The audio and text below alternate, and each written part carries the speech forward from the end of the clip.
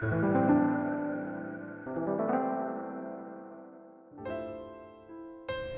so thankful that God pursues, because if he didn't, I wouldn't be here. Jesus will be waiting for you when you are ready. I know that for a fact. I've lived it.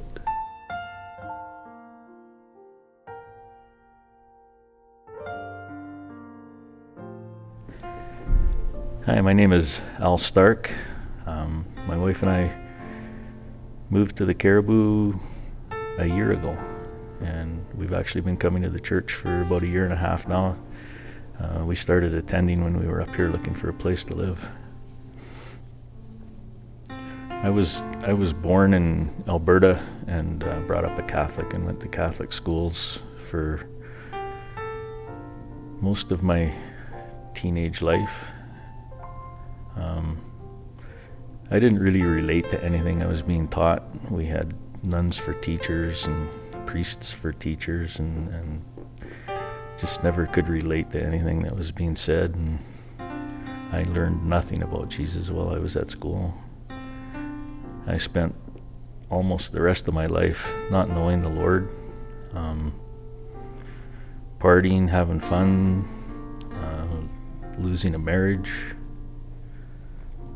And then I met Corrine and wasn't really looking for another relationship. We got together, we started living together. We bought a house out in Aldergrove, moved out there, and when we were living together, her mom was a big part of Corrine's life, and her mom was a real strong believer and real Jesus person, right? And she would try and talk to me, and I'd just blow her off all the time, right? And she'd be telling me how, I should think about Jesus, and I just said, well, I didn't need him. I'm a good person, right? I treat your daughter well and the kids, and I didn't think I needed God. And she just said, well, she says, you need Jesus. It's all fine to be a good person, but you need to have Jesus. And at the time, I didn't think much about it, but as I started I guess I'll call it my journey towards believing, that used to pop into my mind all the time. So I think it was my mother-in-law, Gloria, that put that seed in my head. We got married in our backyard, and almost the same year we got married, Corrine started going to church. Thoughts that were going through my head was, what have I got myself into? She started going to home group. It was a family home group with kids, and she felt, she'd look around and see, here's all these families and all these good Christian men, and that's all she wanted was her spouse to be able to go to something like that. And so they started praying for me. I didn't know that at that time, and I didn't know any of them. And yeah, I guess they prayed for me for a long time, and I was working most Sundays, so I didn't think of anything, right? I never thought of God. It was just not in my mindset to think. And Corrine never really pushed it on me. We had some arguments, and one day she wrote a little note, and I read it, and it said, "Don't make me choose between you and God, because you'll lose."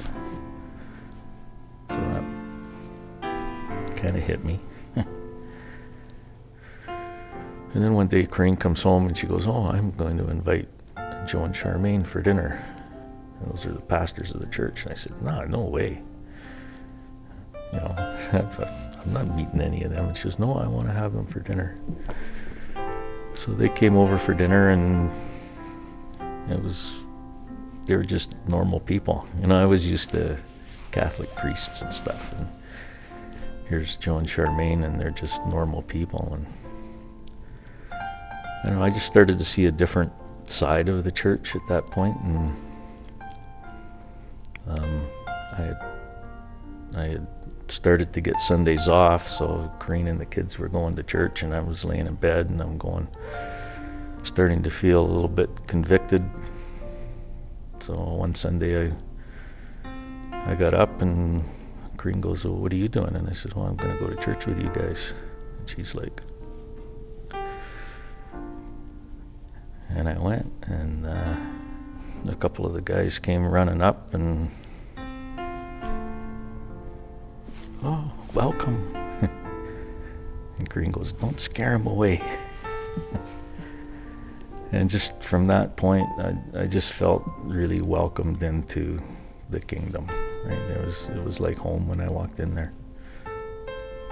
You know, I was just trying it out, right? And I had started to listen to Praise 106 in the mornings. They had all the teaching programs on, so I was driving, truck driver, and as I was driving out to my stores, I started listening to, I timed it so I could listen to Chuck Swindoll, because he was my favorite. And more times than not, his sermons on the radio were speaking, like, to me. I was like, whoa, listen to this. So that kind of grabbed me. And then Greg Laurie would come on, and at the end of all his half hours, he would invite people to say the sinner's prayer. And I can't tell you how many times I did that, almost every day. Because I wasn't never sure, right? So I just kept doing it every day. Maybe if I do it enough, I'll be in. And then at church, they decided to do an Alpha course, so I thought, well, I'll check that out. So I started doing the Alpha course, and that was one of the most amazing things I ever went through, was that. And that's where I really started to learn about Jesus and what he meant. And then one Easter, the baptisms, well, that Easter, that same year that I started going to church, that Easter, they were going to have baptisms. And I started thinking about it, and I'm going, no, I don't want to do that. I don't want to do that. So I sat down with Joe one day, and my pastor, and I said, "Joe, you know, I don't really think I'm ready." And he said, "You're ready." So I did. My stepson and I both got baptized on the same day. Easter Sunday, 2005.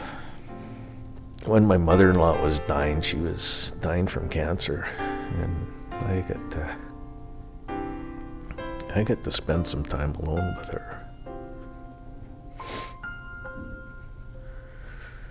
And I always wanted to tell her about that time when she was telling me about Jesus, and I kept blowing her off.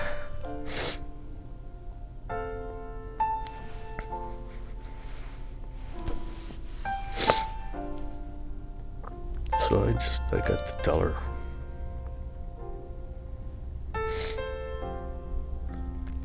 Holding her hand, what that meant to me. That she was the one that planted the seed. I guess the one thing I kind of want to get across is, because I've had, I know other people from our last church, ladies that have been coming, and their husbands don't want to come to church, and for me, I can tell them that, don't give up praying, because look at me, right? I was like one of the furthest things from God, and here I am, right? I got prayed into the kingdom, so don't give up on that. Right? It took 52 years for me to finally find him, right? But he was there, and he was 13 years now, and I can honestly say, those are the best years of my life, my last 13.